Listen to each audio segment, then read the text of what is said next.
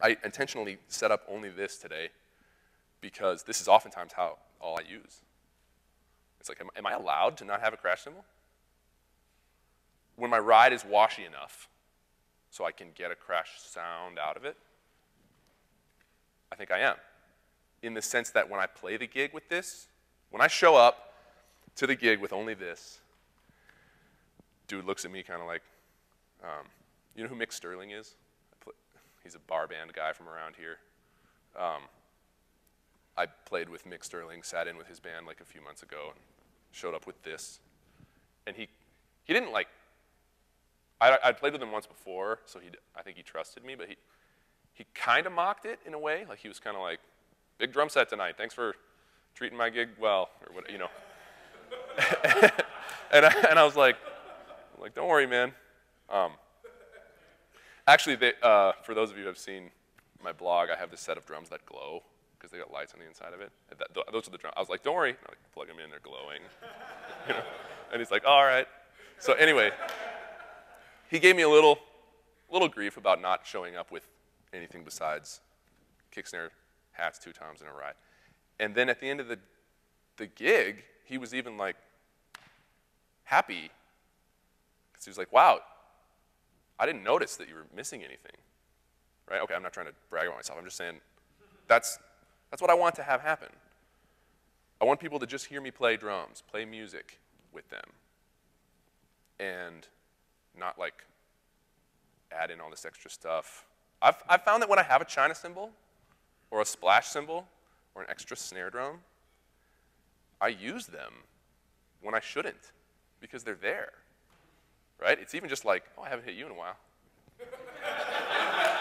You know, and I'm suddenly forcing the issue. I'm suddenly forcing the issue with the application there.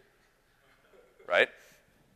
I'm kind of losing my place, sorry. We're talking about empowering your mind to make the right decisions, right? Thinking rightly so that your brain is the one in charge and not your habits or your ears, kind of self-centered suggestions, right? Another way to empower your mind is just strip away stuff from your drum set that you don't need in terms of questioning your habits, right? Okay, so that's that part of it. Another thing I want to mention as far as making sure that your mind is in control. This instrument can sound bad and still be played correctly, right? So there's a way to hit the drums that even as far as the pocket is concerned and the tempo is right where they should be, except where you hit the drum didn't sound so good, right? Like the best example is this versus, right? Like that's 3 inches. And out on the edge does not sound good. And if I come up with a great fill, and it's not my ear or my habits, it's just like, man, this is really going to work well in the song. And I play it perfectly in time, and then I hit out here, it really costs me a lot in terms of my overall sound and whether or not I sound good, right? If sounding good is your goal, and not just drumming, but sounding good,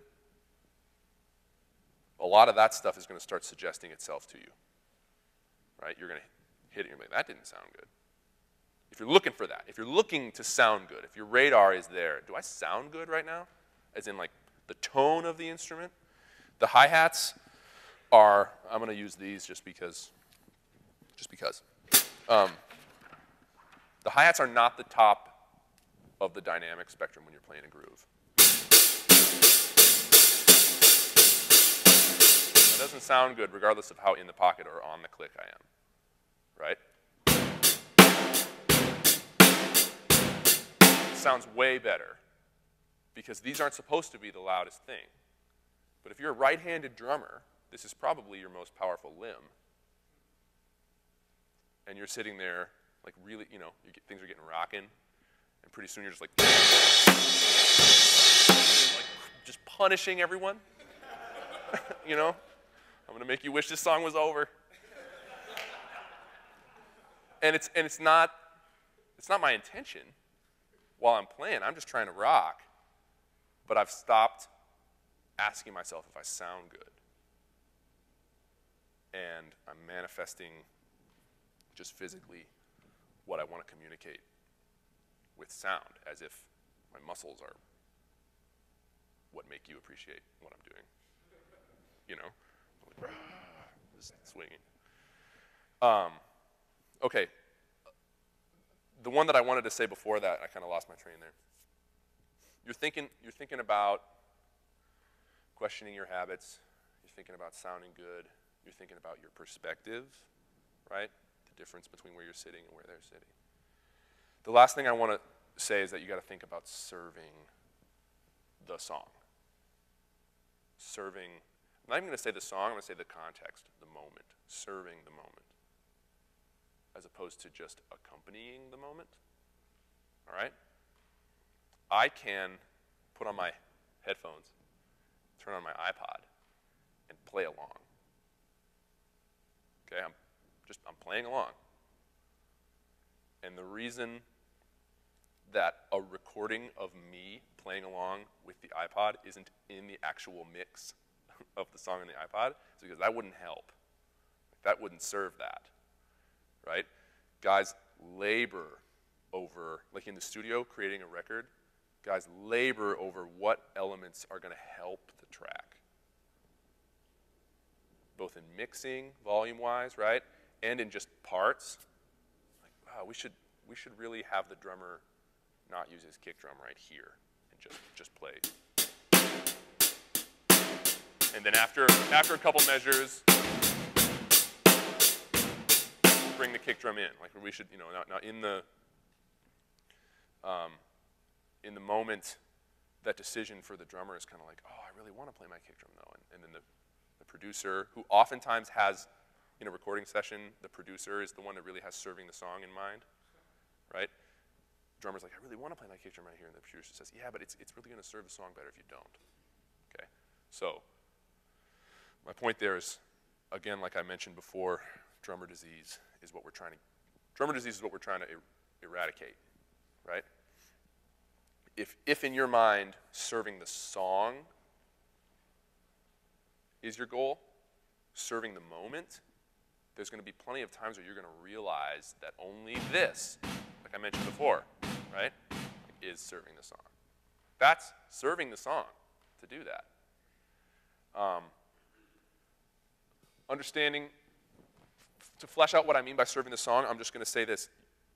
Context is the definition of what's cool. Context. Nothing that you play is itself cool, right?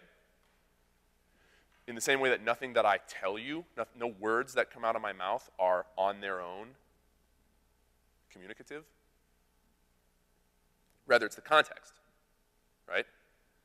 If I say this, you know what I mean because of what I just said and what I end up saying afterwards, right? And the topic, okay? That's the only way that anything has meaning, which turns us back to this 1 Corinthians passage, right?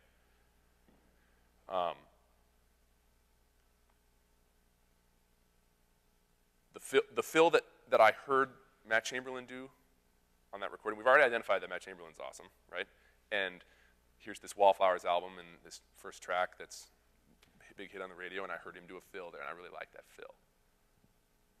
I'm going to figure out how to play that fill. And then comes the gig, right? I'm not even really talking about Sunday morning.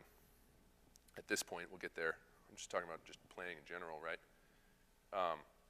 Here comes the gig, and I want to use this fill because it's cool, right? Why do you want to use that fill? Because it's cool. How do you know it's cool? Well, I heard it, and it was cool, right? But it's like, but what made it cool? The fill itself? I don't understand your question, right? Like, is the fill itself is cool, or rather the way the fill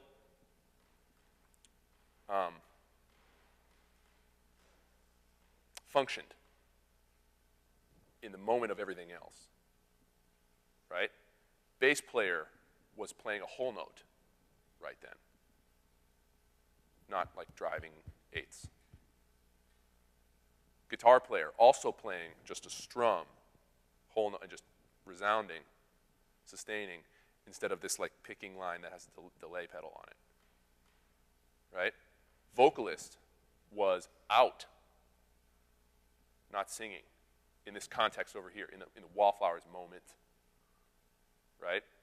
So the fill, there's room for it. Everybody's just sustaining. The fill kind of finds the gap and makes something happen, right? And the point in the song where I'm playing at my gig, none of that stuff is true. Eighth notes, not sustaining. Delay line on the guitar, not sustaining. Vocalist is singing. And here I am like playing this fill because I think it's cool. And I've totally missed what was cool about it, and therefore it's not cool when I play it, right? So context, then, what I'm trying to suggest is that context is what makes cool cool. So if you're not listening and acknowledging what's going on around you, then there's no telling how people are interpreting what you're playing right then. You know, so this even cycles around to that internal-external subdivision business. And my point is serving the song, serving the moment, serving the context. What does this context need from me? It needs me to play a bunch of 16th notes, building, because that's really going to help. I mean, there's moments where that happens, right? It needs me to not play a fill. I got to just come in on one. That's a hard one for me, personally. As far as my ear is concerned, ignoring my ear, right?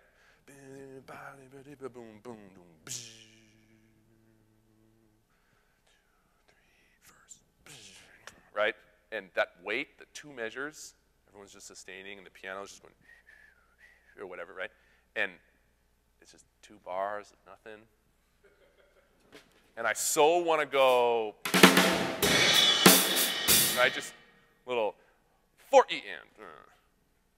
That's all I want to do, come on. Just, right? Except, really, it didn't help. It didn't serve the moment. I just got to wait. Because when I step back, when I get out of this seat and I step back, I'm like, yeah, I need to wait. Right? Okay, so we're just talking about serving the song, serving the moment, serving the context as one of 4 things to do to question, to empower your mind so that your habits and your ear aren't the ones dictating what you play, okay? Perspective, understanding the perspective, questioning the fundamentals of why you do things, right? Making sure you sound good, not just thinking about what you play, but how you play it, right? And then serving the song.